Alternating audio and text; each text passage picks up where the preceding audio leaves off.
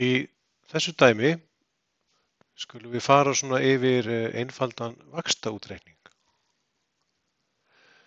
Og ég fæ hér dæmi, ég tek 200.000 króna lán í banka til 3 mánaða með 8% ársvöxtum. Hvað þarf ég að borga þegar ég endurgreiði lánið? Þá er verið að spyrja hvað þarf ég að borga í heildina? Sem sagt höfuðstólinn, og höfuðstóll er sú upphæð sem maður tekur að láni. Og svo bætast við vextir.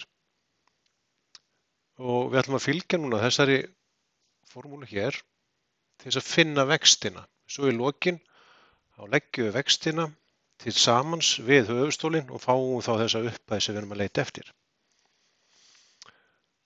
Og byrjum þá að finna vextina. Og vaffið er þá fyrir vextir, jaft og háið sem er, það stendur fyrir höfuðstól.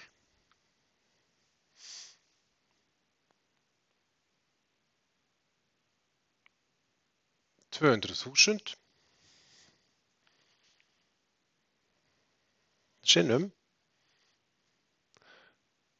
vextir.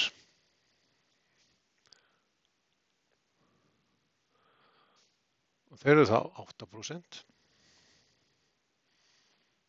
deilt með 100 sinnum, og hérna ætlum við að finna þess að hlutfall úr ári, og ég er að taka hérna lán í banka til 3 mánaða. Þannig að ég ætla að hafa 3 af 12 mánuðum, sem þetta einu ári.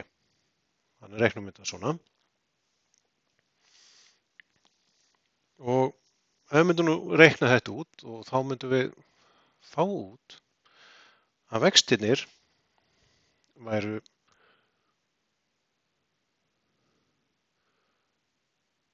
4.000. En spurt er, hvað þarf ég að borga þegar ég endurgreiði lánið? Og það er sem sagt höfuðstóllinn plús vextirnir. Þannig að endanlega svarið mitt er þá 200.000 plús 4.000 myndi þá gefa mér